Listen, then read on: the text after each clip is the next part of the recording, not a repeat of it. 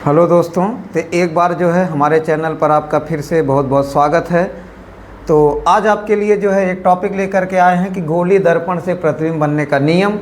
तो कक्षा 10 का एक जो है आपका टॉपिक चल रहा है प्रकाश का परावर्तन और अपवर्तन।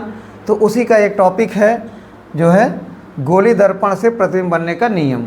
तो आज हम सीखेंगे कि दर्पण के द्वारा जो है कैसे प्रतिबिंब बनता है और उसके क्या नियम होते हैं। तो हम देर नहीं करेंगे, सीधे चलेंगे कि क्या नियम होता है। तो यहाँ पे कुछ नियम आपके लिखे गए हैं और इसको आपको ध्यान से समझना है। और अगर यदि आप ये समझ जाते हैं तो दर्पण के द्वारा कैसा प्रतिबिंब बनेगा, आभासी, छोटा, बड़ा, वास्तविक, कहाँ पर बनेगा, ये सारी चीज़ें हम बता सकते हैं। तो दर्पण पे जो नियम बनता है, तो बहुत से बच्चे ऐसे होते हैं जो देखा जाता है कि दर्पण का प्रतिबिंब बना हुआ है, अब प्रतिबिंब वो स्केल लेकर के या गोला प्रकार लेकर के बना लेते हैं। उन्हें नहीं पता होता है कि किरण कैसे आती है या परावर्तित होने के बाद कैसे जाती है।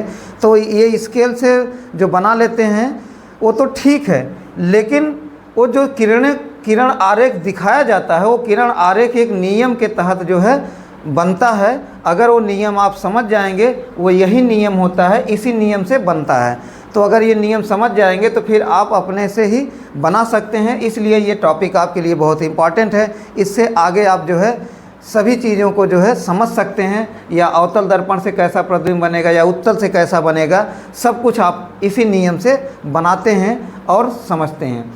तो हम नियम को समझेंगे एक एक करके। तो पहला नियम क्या है कि मुख्य अक्ष के समांतर आने वाली प्रकाश की किरणें दर्पण से टकराने के बाद फोकस से होकर वापस लौट जाएंगी अथवा फोकस से आती हुई प्रतीत होती हैं। तो ये आपका जो है पहला नियम है।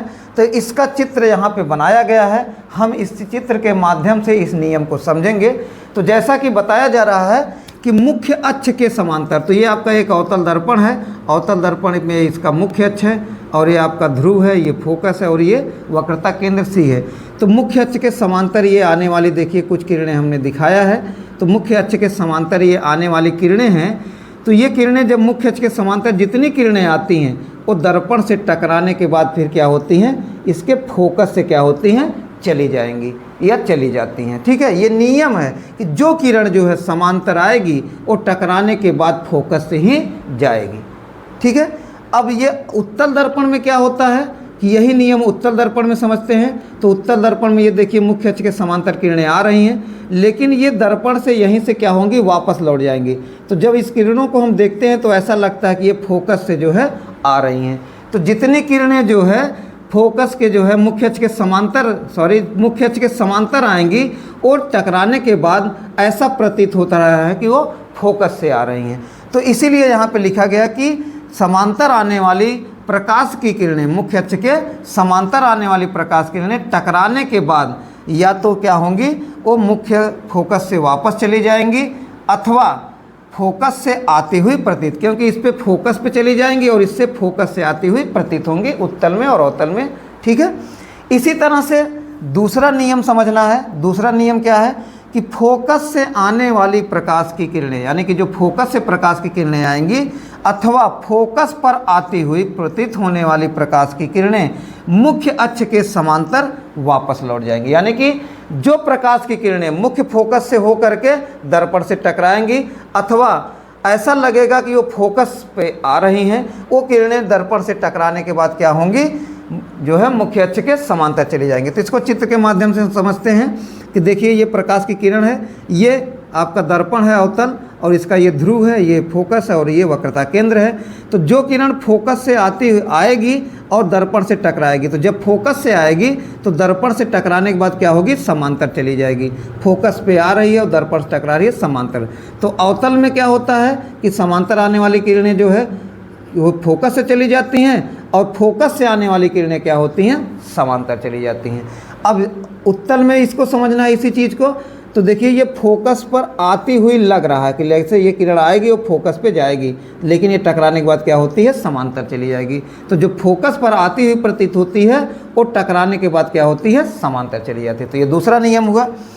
तीसरा नियम क्या है कि वक्रता केंद्र सी से होकर आने वाली प्रकाश की किरणें, तो जो वक्रता केंद्र सी से होकर प्रकाश की किरणें आएंगी वो या तो आती हुई प्रतीत होने वाली, यानी कि वक्रता केंद्र पर आती हुई प्रतीत होने वाली प्रकाश की किरणें वक्रता केंद्र अर्थात उसी मार्ग से क्या होती हैं, वापस।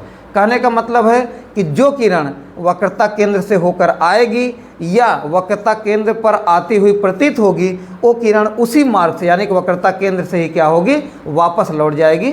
ठीक है, तो इसको हम समझते हैं। तो ये आपका एक अवतल दर्पण है जिसका ध्रुव ये P है, ये F है और आपका ये C है। तो देखिए ये C से होकर किरण आ रही है, तो जब ये C से होकर आएगी तो टकराने के बाद C से ही क्या होगी, वापस, यानी कि वक्रता केंद्र से ही वापस हो जाएगी। ऐसे इधर से किरण आ रही है तो ये किरण जैसे ही टकराएगी, टकराने के बाद फिर उसी मार्ग से क्या होगी, वापस लौट जाएगी।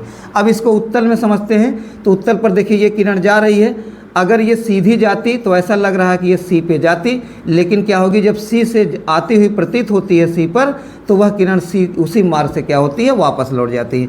ऐसे ये किरण जा रही है तो C के सामने जा रही है, यानी कि ऐसा लग रहा है कि C पर जा रही है, इसलिए ये जैसे ही टकराएगी ये सीधे ही क्या होगी, वापस लौट जाएगी। तो ये तीसरा नियम है। चौथा नियम क्या है कि दर्पण के ध्रुव P पर टकराने वाली प्रकाश की किरणें, जो भी प्रकाश की किरण जो है ध्रुव पर डायरेक्ट टकराएगी, वह टकराती है तो उतने ही कोण से मुख्य अक्ष के दूसरी ओर क्या होती है, परावर्तित हो जाती है। कहने का मतलब है कि अगर कोई प्रकाश की किरण डायरेक्ट जो है ध्रुव से टकराती है, यानी कि दर्पण के ध्रुव पे पड़ती है, तो जितने कोण से जो है वो आती है किरण, उतने ही कोण से दूसरी ओर क्या होती है, वापस। तो जैसा कि चित्र में दिखाया गया है, यहाँ पे अवतल दर्पण है, ये P है, ये F है, ये आपका C है। तो ये किरण डायरेक्ट क्या हो रही है, P पे आ रही है। तो P पे जितने कोण से, ये अभिलंब का काम करता है। जो आपका मुख्य अक्ष होता है, ये मुख्य अक्ष क्या करता है, अभिलंब होता है, अभिलंब का कार्य करता है। तो अब जितने कोण से ये किरण इधर आएगी, दूसरी ओर उतने ही कोण से क्या होगी, वापस चली जाएगी। तो आने वाले कोण को I कहा जाता है, और जो परावर्तन के बाद जो जितने कोण से जाती है उसको परावर्तन कोण कहा जाता है। तो जितने ही कोण से ये वापस जितने कोण से ये आएगी P पर, उतने ही कोण से क्या होगी, वापस चली जाएगी।